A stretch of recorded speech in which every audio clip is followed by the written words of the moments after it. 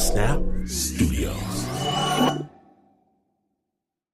At a time when information continues to come at us faster and faster, sometimes you need to hit pause and rewind. NPR's Throughline takes you back in time to the source of the news stories filling your feed. Find NPR's Throughline wherever you get your podcasts. Support for Snap Judgment comes from Odoo. What is Odoo? Well, Odoo is an all-in-one management software with apps for every business need. Odoo has apps for CRM, accounting, sales, HR, inventory, manufacturing, and everything in between. And they're all in one easy-to-use software. And the best part about Odoo? All Odoo apps are integrated, helping you get things done faster and more efficiently. So when you think about business, think Odoo. To learn more, visit odoo.com/snap. That's odoo.com/snap.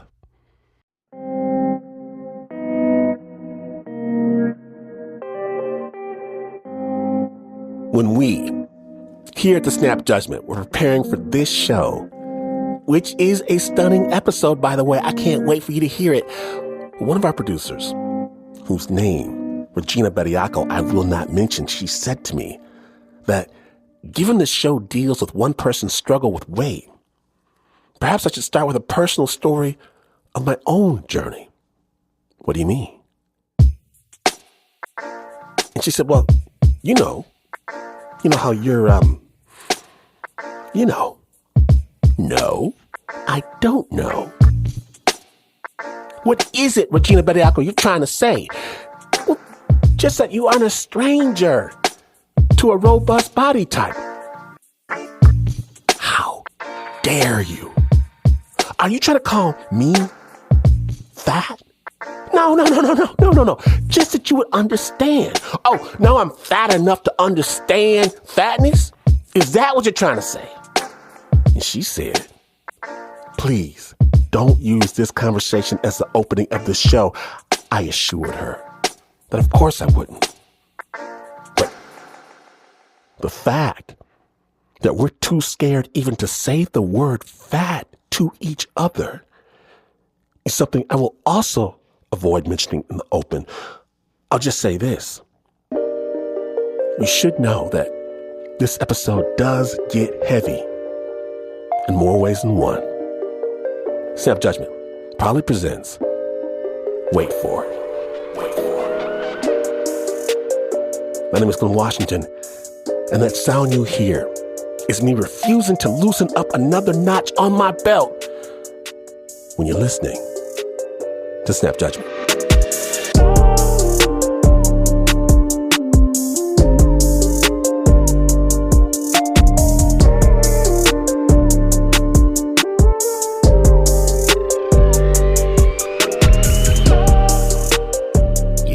Excited. Our guest today, I met him a long while back. Good dude. One of those guys you wish you lived closer to. And you think you have a good sense of someone. Who they are. How they think. Then they lay themselves bare in a highly personal podcast that touches on one of the most visceral subjects of all. Fatness. Weight. Body appearance. And you realize there are so many layers to this onion that is Ronald Young Jr. His podcast, Wait For It, is a show that deals with how we see our bodies. Losing weight, gaining weight, eating disorders, weight stigma. And if these topics are triggering to you, please take care while listening, because today, Ronald, he tells us just a little bit of his story. Snap Judgment.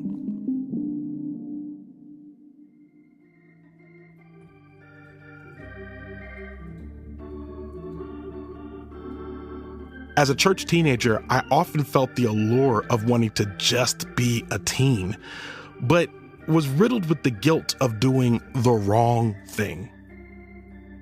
I didn't feel free to explore my youth. I snuck in all of my firsts, My first kiss was after school while waiting on the late bus. My second real kiss was after a band concert in the hallway while teachers and parents were milling about in the auditorium. So college was going to be quite the opportunity for me, and I was eager to get out of my parents' house. When I arrived in college in 2002, I was a very different Ronald. I was 5'9" and 200 pounds. I was often described as stocky, but never fat. I had created a list of standards for an imaginary woman that I would meet, fall in love with, marry, and then lose my virginity to. They had to be black, with a nice body, good-looking, church-going, high-achieving, supportive of my ideologies and goals, family-minded, a wife type. That's who I was supposed to be with. Then I met Caitlin. We met in class. I think you took a liking to me right away. Caitlin had long brown hair, a face full of freckles, and a cute smile. We were in English 101 together. We met during the first 2 weeks of school at Virginia Commonwealth University, or VCU, in Richmond, Virginia. We were constantly talking and laughing together in class. I remember I liked your energy. You were very out there, very boisterous. You got attention. You spoke up. You weren't shy. I liked that. I thought you were cute. We discovered that we lived in the same dorm building, and while I don't remember the exact moment that started it, I do remember that we started hooking up. It was great. We would talk on AIM, remember AIM? And I would go from my 3rd floor room to her 7th floor room, and more firsts, for me, would happen. This was all very exciting for me because we really liked each other, and we had great chemistry, both in our conversations and physically. When it was just the two of us, it was great. We got along. We were compatible, I think. Our sense of humor worked well together. And it did. But this isn't a love story. You'd always sneak down to my room. You'd always be late, or when you could sneak down there when nobody else was around, even my roommates or my friends. Like, you didn't want them to know either, because then it would get out. Caitlin was fat. And I didn't want anyone to know that I was attracted to her. About 2 weeks before I met Caitlin, before classes even started, I became friends with a group of guys who mostly all lived in my dorm. We were always ranking the girls. Who was the hottest physically? Who compared against who? All of that. Being 18, that bit of comparison can get messy. It's not as refined as, she's not my type, or I prefer brunettes. What actually ended up happening was, ew, her? Are you serious? To be attracted to someone fat was an indicator that something was wrong with you. You weren't normal. When I met Caitlin, I was immediately attracted to her, even before we started talking. Her weight was a non-issue for me, but talking to and hanging out with my friends had an impact on me. I really wanted to fit in, to be a normal guy hanging with the fellas. So despite really liking Caitlin and loving how she made me feel, she fell short of the standards I set for myself. Even though our groups didn't really, we didn't really associate, but, when we'd see each other in public and you were with your guys or I was out, there was no real interaction how we normally would alone. I was used to keeping secrets, especially about anything I'd done sexually. In high school, there was always the risk of my parents finding out. But now, I didn't want my friends to find out. Maybe I had talked to her too long in the dining hall, or maybe they caught us exchanging glances on the patio of the dorm. But once they noticed that some connection between us existed, the teasing began. There was random laughter and not explaining what was funny. Then her name became a bit of a trump card in our conversations. If we were talking about women and I said anything, that someone would mention her name or, but you like them bigger, don't you, Ron? And everyone would laugh. And the problem wasn't just the teasing, but I wasn't exactly sure what I was supposed to do with it. I never felt like we were laughing together. And despite them saying, hey man, we're just kidding, I I never exactly knew how I was supposed to be in a relationship when everyone seemingly close to me was making fun of me for being in it. So are you and the village people going to the reunion? And by village people, I mean your... There was a television show out in those days in one of its earlier seasons called The League. It depicted a group of adult friends who played in a fantasy football league together.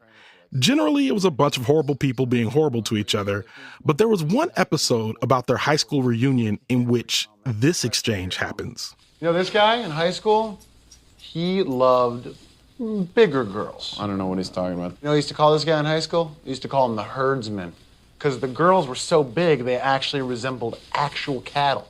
He'd run around. I remember when this episode came out because me and my friends used to watch it, and one of them suggested that they started using that nickname, the herdsman, for me.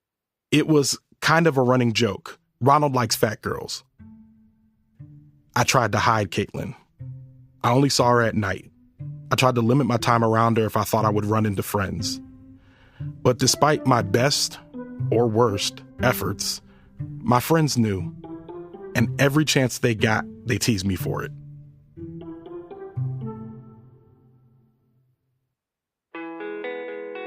As freshman year continued, Caitlin and I spent a lot of time together.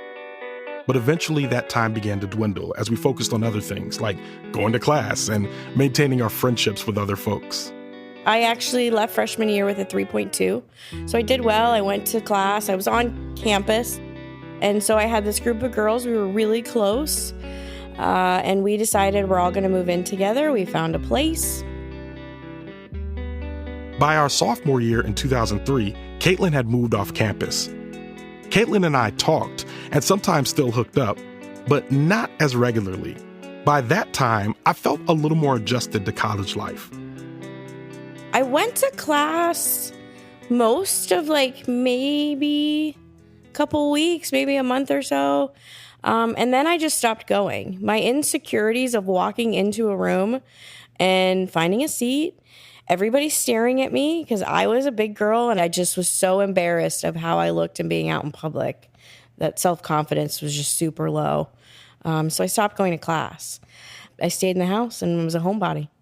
And then grades started coming in. And I was going to get my shit together and I didn't. And then I had to, VCU asked me to leave.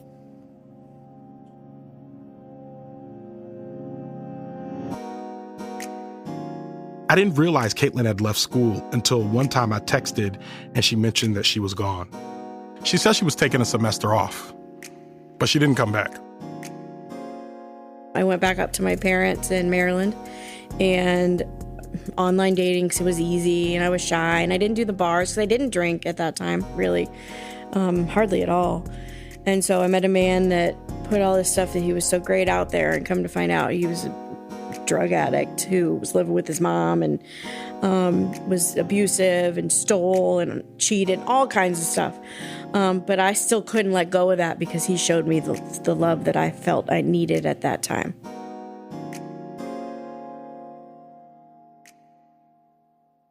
My mom wanted to go to this conference, I guess. They were putting on a presentation. And I went with her and I was 20 years old, really young, but I was very heavy. I was at my heaviest. And she was going for her, so I was just there to support. And the doctor saw me and he kind of pulled us both aside and we were all talking. And I was basically a perfect candidate. My BMI was super high. I don't remember exactly what it was, but I had no other health issues. I got approved for weight loss surgery.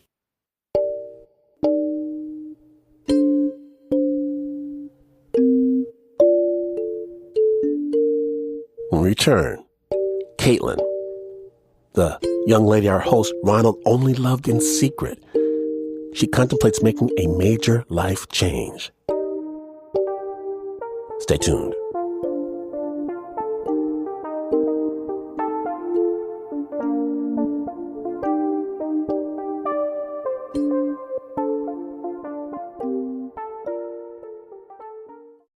This episode is brought to you by Progressive Insurance. What if comparing car insurance rates was as easy as putting on your favorite podcast? With Progressive, it is. Just visit the Progressive website to quote with all the coverages you want. You'll see Progressive's direct rate. Then their tool will provide options from other companies so you can compare. All you need to do is choose the rate and coverage you like. Quote today at Progressive.com to join the over 28 million drivers who trust Progressive. Progressive Casualty Insurance Company and Affiliates. Comparison rates not available in all states or situations. Prices vary based on how you buy. Welcome back to Snap Judgment, the Wait For It episode. When last we left, Caitlin, Ronald's former secret girlfriend, is going through it. Dropped out of school, living with her parents, struggling with her sense of self-worth. That's when she meets a doctor who proposes what for her is a radical plan. Snap Judgment. I wanted the surgery to look good. I wanted to look good because I thought it would make me feel good on the inside. And I had the surgery. I'm losing weight like crazy. Like, I dropped weight so quick because I was, in great health, young, active. I knew I looked good. And I knew I was like, this was the person I was meant to be. This is what I should have looked like all along. And then I decide I don't want to live with my parents anymore. I got a job at a restaurant and I looked great and I was skinny and I was young and pretty. Like, my body finally matched my face, I felt like.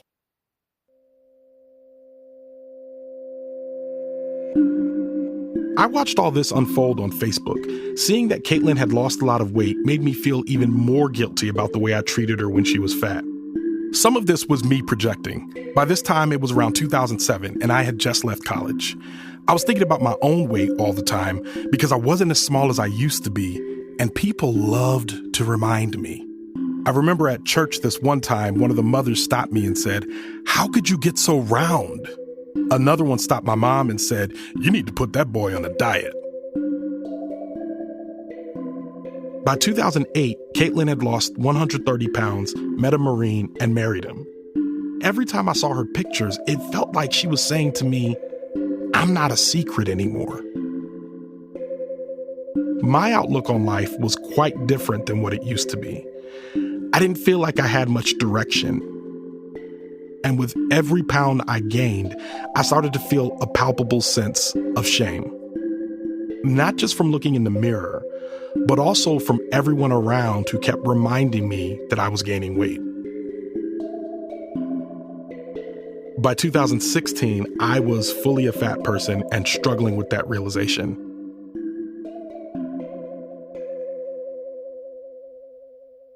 I thought about weight the same way I thought about race. In moments of rejection or exclusion as a Black person, race always came up in my mind. It was a regular running background anxiety in my head.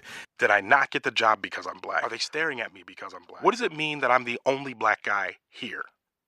And after a breakup, the ultimate rejection, there were similar questions, but all about my weight. Would it have happened like this to a smaller person? Did they give me a shot because of my personality and then couldn't get over how fat I was? If I weren't fat, could this have gone the distance?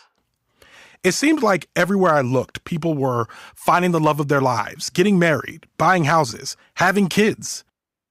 I'd been laid off from an IT job and temporarily started working as a coffee barista. I felt like a loser. I was 32 in a retail job, basically broke, depending on public transportation. Everything I learned from TLC as a teenager dictated that I was indeed a scrub. None of this is stuff I posted on Facebook. It was embarrassing. Why would I post that? So I tried to stick to good news or uplifting posts.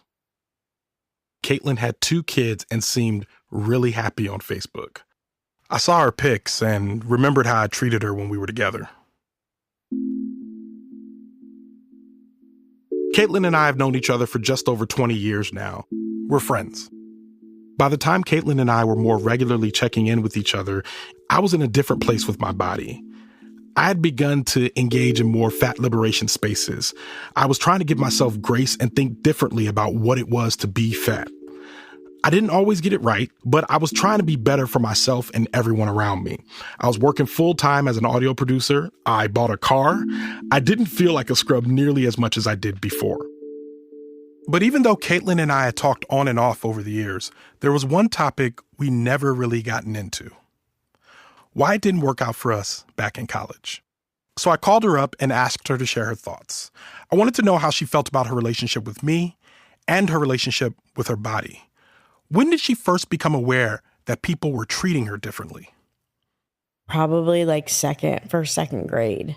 I felt bigger than the girls, even though I wasn't huge at that time. Like I had roles that the other girls didn't have. And my father was very critical of my weight pretty much my entire life until this day. He'll still say stuff. I was very conservative with how I dressed. I didn't like wearing bathing suits, although I loved the water and swimming. And I wore these long jean skirts that covered I had no shape, but I thought that hid me.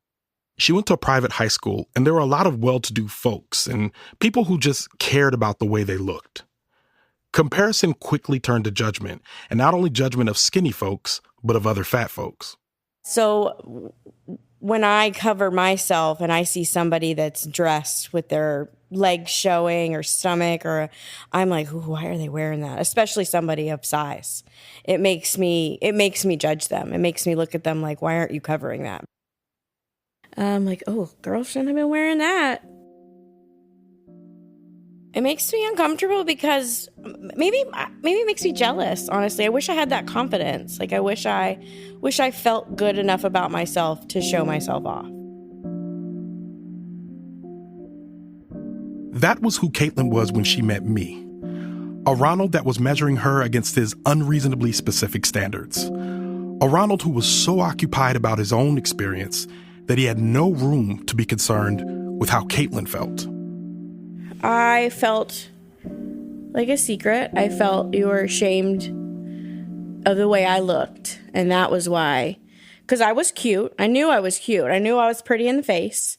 I knew I had a good sense of humor. I knew I had a good personality. I figured it was all physical.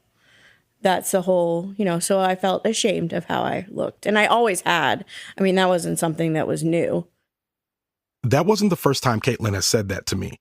The first time she said it, we were on the phone catching up. I remember she said, "You were ashamed of me." I was quiet for a while because I didn't know what to say. I didn't know if an apology would be enough. But you weren't the first man that made me feel like a secret. So. Do you remember the earliest time that you felt like that? I was 15.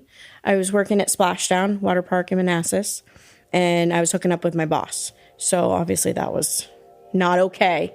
But, he was a college kid and he wanted me, and I was a sophomore in high school, and, he was this soccer star and I was this fat girl.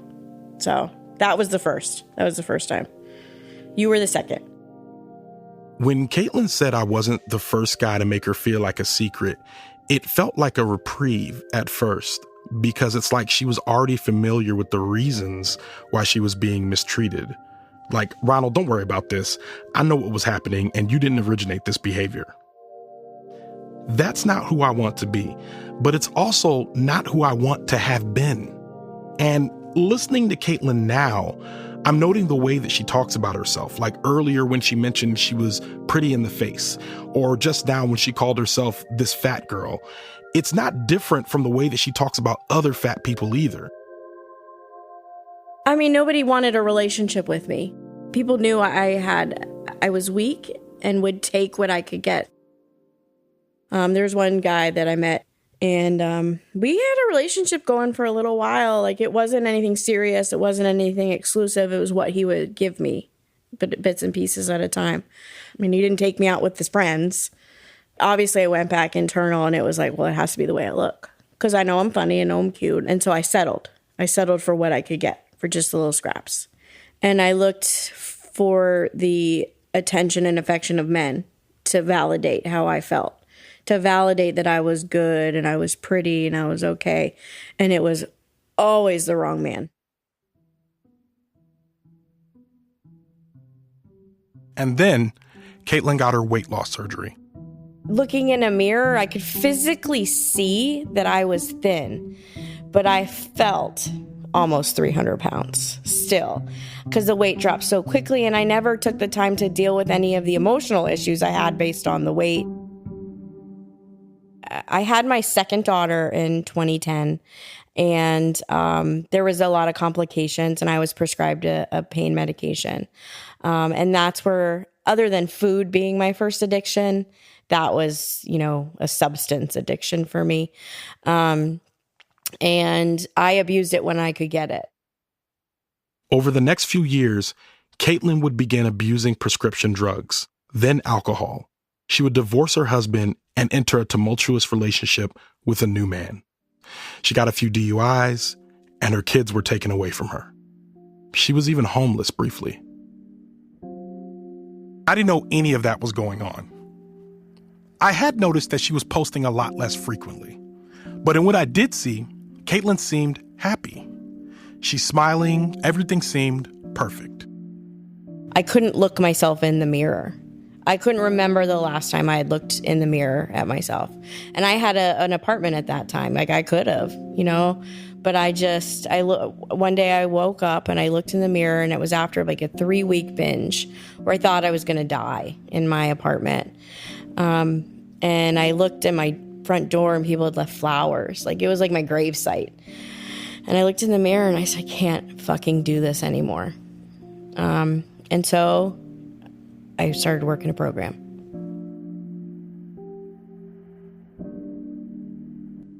How do you reconcile those memories now, whether it be me or anybody else, where you felt like you were getting scraps from folks? What's your relationship with those memories now? So I'm an alcoholic and I'm in AA, and in AA we do steps. So you work through your damage, your defects, your assets, all that stuff.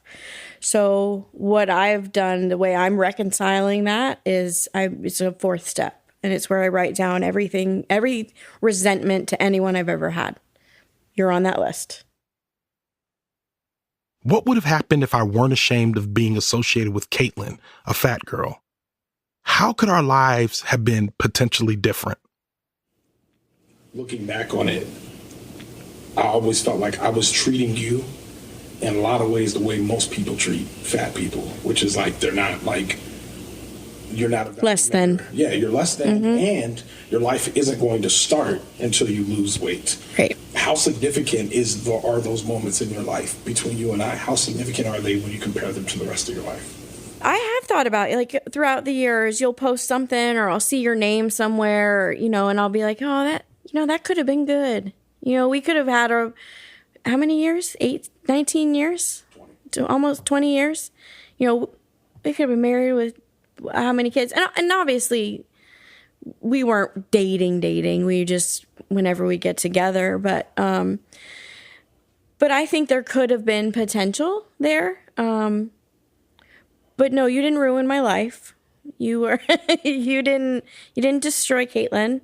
But you were definitely, when I wrote down my resentment list, you were definitely part of a pretty big pattern I had. But I do think there could have been potential there if we had actually dated and not just been hookups. Yeah.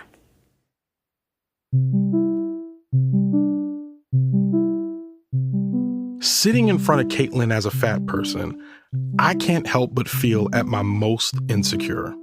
I couldn't foresee that the tables would turn and that my feelings on weight and love would change. And someday we'd be sitting here talking about it. We're not dating, no romantic intentions between us. But these are the feelings that weigh on me when I'm sitting in front of Caitlin now. I'm going to ask you a very tough question, but you have to answer honestly. And it might be at the expense of the person sitting in front of you now. So you, like when I met you, I was thin. Mm-hmm. Now I'm sitting in front of you, I'm fat. How do you feel about that? How do I feel about you? Like physically? Being fat. Like, how do you feel like there's a guy that's on your resentments list who is now sitting in front of you as a fat person? Mm-hmm. Do you have any feelings about that? And my hypothesis is that you do, but I don't know if you would actually say it, which is why I wanted to ask. Okay. So about you, I don't feel differently as far as like friendship or anything like that. Like I worked through that. But physically, like I wouldn't date you now. I wouldn't be attracted to you. I think I said last time I'm not attracted to overweight men. And that's just how I feel. Like, I would not see you out and be like, ooh, yeah. I just wouldn't. That's fair. I'm sorry. No, it's okay. You said to be honest. To be honest.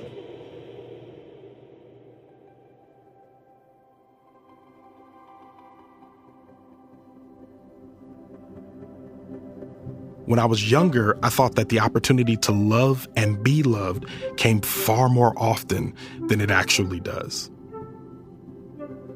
I bear the full responsibility for every opportunity I let slip away because I was a coward.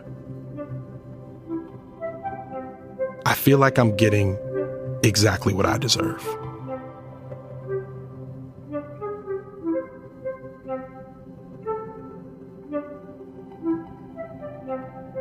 Caitlin is much happier now. We still talk from time to time. I am happy with my life. I have a supportive partner that I have a healthy relationship with. I have a relationship with all of my children now. Life is good today. It's a little boring, but boring is way better than the chaos I was wrapped up in. And I have people in my life that are going to tell me the truth, not just sit on a bar stool and tell me what I want to hear. And they don't care what I look like. They really don't. It's all in my head.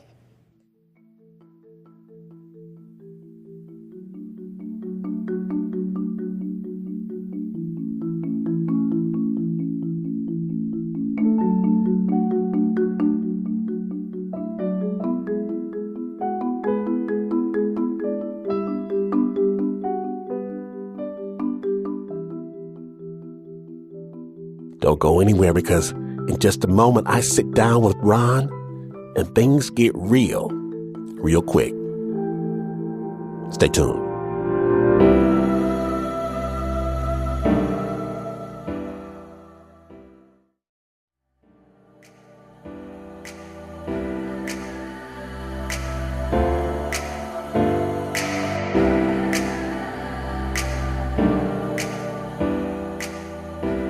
Welcome back to Snap Judgment, the Wait For It episode.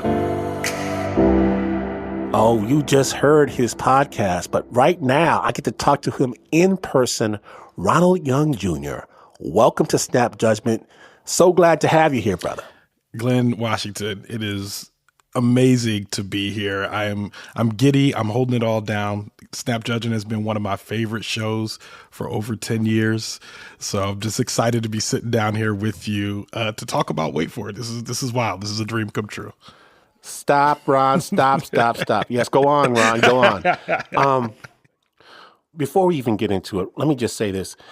Ron, I feel like I am fat adjacent. What's that? Say more about that, friend. Maybe it's just wishful thinking, but I see it. Just this year, my weight has fluctuated by about 50 or 60 pounds. And hearing you be so open, it gave me the scaffolding to reflect on my own experience. Mm-hmm.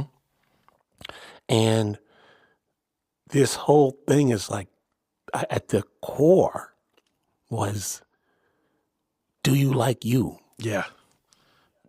I want to be a better me. I want to read more. Yeah. I want to travel more. Well, maybe I've given up the idea of being able to slam a basketball, but but when does it go too far? Mm. And what's the difference between trying to do better for yourself and not accepting yourself for who you are? Man, there's a lot of messaging that we get from society that we are supposed to love ourselves, and we also get the same messaging from the same society that we have to be the optimal version of ourselves in order to love ourselves. Right. Then we get the same messaging from the same society that the only way to become our optimal selves is to love ourselves. Recently, what I've been playing with the idea is that I don't think you need to love yourself, not physically, really at all. You really just need to accept and understand who you are. You really have to accept and understand your body. And I think with that acceptance and with that understanding comes this idea of staying more present and thinking about the things that you need in order to be happy in the moment, not to be happy at some distant point in the future, not to be striving for some goal that may never come, but rather, what is it going to take for me to wake up in the morning and be happy with myself today? And that's kind of what I've been using to survive. And it's kind of the only tool that has worked for me in terms of divesting myself from the number on the scale. Because if I'm thinking about the beach in the summer, right? Like, I think it thinks about it kind of dictates ways in which anxiety becomes present in my life every day. And it kind of like puts me in a space where I'm thinking so far ahead that I'm not thinking about the ways that I want to be happy right now and the ways that I'm depressed right now. And I think that's what this like adherence to weight kind of does to us. It like puts us in this constant state of improvement when the idea is like, you can just accept who you are right now and just think about what it takes to be happy today, not tomorrow, today. Maybe the beach is a metaphor. Yeah. I like that. Because it's not just the beach I'm waiting for. Yeah. Or preparing for.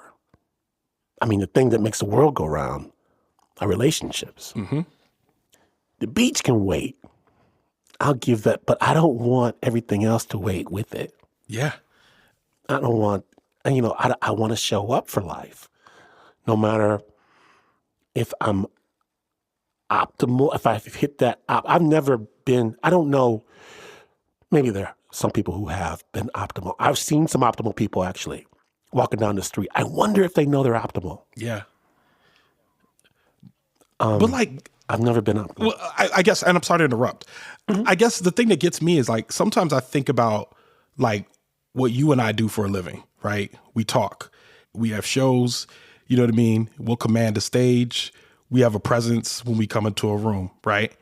And sometimes I wonder if like the most physically optimal people, right? The ones who are in shape, who have flat stomachs, whatever, they ever look at us and be like, yo, if I could do what Ronald or Glenn does, I would be perfect. I would actually be optimal. You know what I mean? And I think we put so much weight to, pardon my, no pun intended. we put so much weight on the physical that it really starts to like beg the question of what are other ways in which we are optimal in life? Ronald, in the story we just heard, you asked a former girlfriend if she found you attractive. And she said no. And you took it like a champ. But I wonder how you really feel about that. First of all, it was devastating. It was devastating. When she said it, it was devastating. You can probably, if you've heard in the clip, I tried to recover, and there's a nervous laugh in there, but I also knew that she had a right to say and feel the way that she did, and so it was. Forget the right. Everyone's got a right. Ronald, everyone's got a right. Everyone's got a right to say. You asked the question, she gave you your answer. That was cool. Yeah. Your feeling.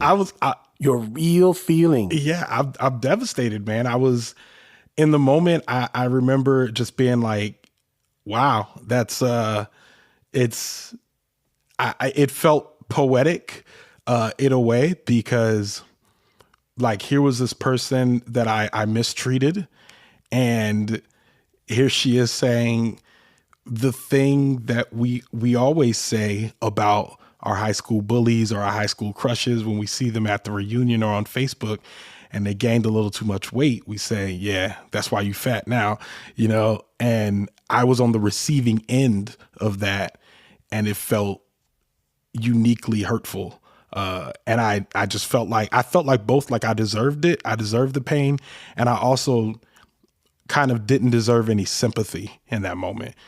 And I remember packing up my stuff and even her sensing that it had hurt my feelings and her like going to apologize and then me being like, nah, you don't really, it was hard to like even try to accept an apology from her because I'm like, one, I don't think I'm owed one. And two, I think that you were okay to say what you said, but I still couldn't like shake the hurt from it. So I drove home like hurt, you know, I was dating someone at the time, texted her just like, man, this was devastating. And the producer in me was like, well, this is going to be great for the show. But the human that was making the show, yeah, it was, it hurt. It was almost like she voiced the feelings of every other rejection that I've ever had that I imagined in my mind was due to my weight. She voiced that rejection. So the story that you made about your relationship with Caitlin, you said something to the effect that as a young person, you thought that you had the opportunity to love and be loved comes far more often than it actually does. Boy, that hit me hard. What you mean? Yo, I'm glad you touched on that because I think about that all the time. I was actually writing that episode, you know, while I was processing a breakup with someone else. And when I wrote that line because I was thinking about her, this new person that was not Caitlin, but I also knew that the line applied to Caitlin, because the truth is, when you are a young person, they tell you that you're going to fall in love hundreds of times and fall out of love hundreds of times. And we say it so flippantly, especially to young people, especially when you get to like your 40s and your 30s, your 40s and beyond, you start to realize, wow, these opportunities in which everything is aligned, i.e. I like this person, they like me, I get along with them, they get along with me, we want to be together. All of those things happening at the same time, they just don't happen as often as we think. Right. Right now, there is an earthquake, and at least in the Western world, about body shape. Because now there's a whole new class of drugs. On some people, they actually work. Yeah. It brings into question everything that we've been talking about for the past few decades. You finally get to the point where big people are like, look, I love me for me. Yeah. Here's a pill. Yeah. Do you take it? Oh my God, Glenn, that's a question. I mean, I think the way I can answer that is thinking about an episode 4 of wait for it. It's called Decision, and it's with an opera singer named Tracy Cox. And at one point in it, she says something that really took me for a loop. She says, hey, if you got to do bariatric surgery, if you want to, if you got to take GLP-1 drugs, if you want to hit the gym and lose the weight, and that's what you have to do, you feel like you need to do to escape oppression, then do what you need to do. And I believe in her too, in terms of like that bodily autonomy, like do what you need to do to escape that oppression. Because we live in a fat phobic society that really, it just doesn't want us. You know what I mean? It's not built for fat people. It doesn't love fat people. But what about that though, Ron? What about that, Ron? Like I'm feeling the oppression coming from inside the house. Yeah, the calls coming from inside the house. The call from inside the house. I'm fortunate. I have people who care about me. Yeah. But I feel oftentimes like I got some work to do. I'm not done. Yeah. Is my supposed self-love fake? No, I mean, acceptance doesn't always mean that you wake up every morning and love yourself, which I think is a bit of a task. And I think a lot of people, they say it as if it's not a luxury. And if you look at all the things that we're dealing with that are in society right now, it makes it very difficult, like, to love yourself when the world is actively, and Glenn, we're Black. You know what I mean? The world actively tells us not to love ourselves. You know what I mean? It actively tells us to do things like that, you know? So like, how do you wake up in the morning and accept yourself when the world keeps telling you you're deficient? You know what I mean? Like you can't actually do this. Until we can change that messaging out in the world, until we can like cast off like kind of, I don't mean to get all too biblical, but to cast off the chains of oppression, until we can actually do that and change society, it feels like they are going to keep making pills. They are going to keep making drugs. They are going to keep giving you a weight loss plan or a workout plan because they want you to stay in this cycle of constant improvement and trying to do it. And I think for like me and you, the only way we combat that is by staying as present as possible and accepting who we are. And I mean, buy a bigger shirt. But Ron, I don't know about you, but right this moment, today, as we speak, I'm on a diet. And that's okay. Like it's if you want to do it for you, like I think the hardest part about all of this body positivity and acceptance and all that is the idea of demonizing weight loss. The most important thing I would challenge you to say is like when you wake up in the morning, say, how do I feel? Do I feel okay? And what would it take for me to feel okay today? But Ron, what about you? Yeah. You've been really open about your own sort of struggles. Are you on a diet right now? I'm not. I'm eating the things that make me feel good, which tends to be a lot more vegetables, some good proteins. I don't really restrict myself if I want something sweet or if I want to eat a little bit more. I really don't restrict myself in those ways. But what I monitor is kind of like how I feel about the stuff that I'm eating, knowing that maybe if I'm eating too much melted cheeses 3 or 4 days in a row, I don't feel so good. You know what I mean? And maybe I need to think about what is actually going in. But I think the ideas of diets and the ideas of Whole30s and keto and Atkins and all that stuff, that has to be behind me and off the table for me, because I was just finding myself in a place where I just wasn't enjoying my life. You know what I mean? And I felt like and it's funny, Glenn, because every diet that exists, there's another diet that says that diet is the wrong diet. Because I remember at one point I was dieting, and I remember I had some yogurt, some like Greek yogurt for the protein or whatever. And somebody said, you can't be eating that, it's too much sugar. And I said, this yogurt makes me feel good and I like eating it. And I think at that point, my mind started to break. I was just like, I can't do what y'all are doing anymore. I need to eat the foods. I need to eat what my mother fed me growing up. I felt great and I was full. So that's how I try to eat now. Ronald Young Jr., thank you so much for being on this show, brother. I really appreciate you. The podcast is Wait For It, as in heavy weight for it. It's available wherever you get podcasts. I highly recommend it. Ronald, thank you. Thanks for having me, Glenn. This has been amazing. Been a dream.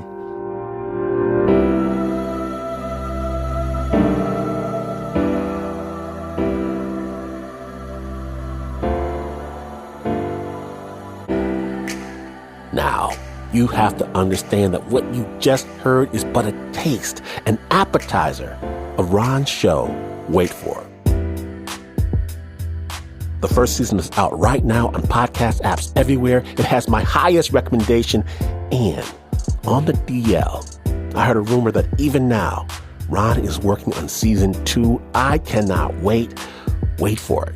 It's a production of Oh, It's Big Ron Studios and is a proud member of Radiotopia from PRX. It was an official Tribeca selection, also picked by the New York Times as one of the best podcasts of the year. The original episode was produced and written by Ronald Young Jr. with editing from Sarah Deely. And the version you heard today was edited for Snap by Regina Bediaco.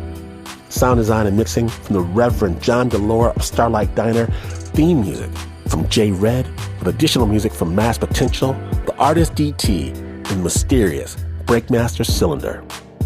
Special thanks to Caitlin Scanlan, Jessica Taylor Dickin, Myra Mejia, and Dr. Caitlin Gunn.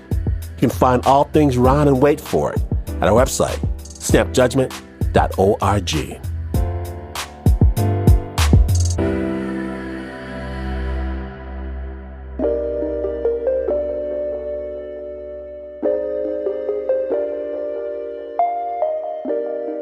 can put on your jacket, put on your shoes, but where can you put on someone else's skin, live in someone else's world? Right here, my friends. The Snap Judgment Storytelling Podcast. Share with someone you love and listen for free everywhere there is a podcast.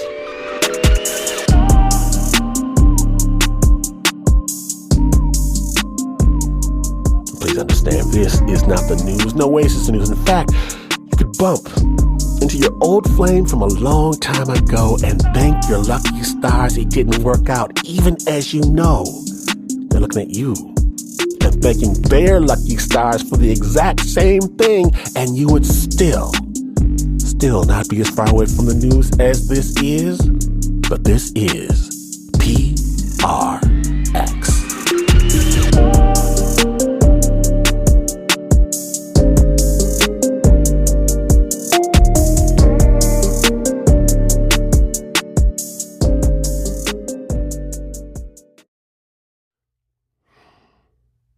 Support for Snap Judgment comes from Odoo.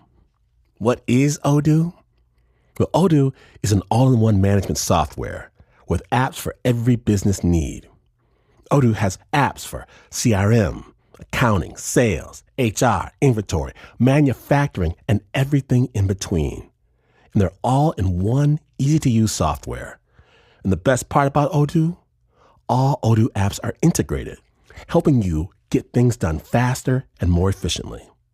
So when you think about business, think Odoo. To learn more, visit odoo.com/snap. That's ODOO.com/snap.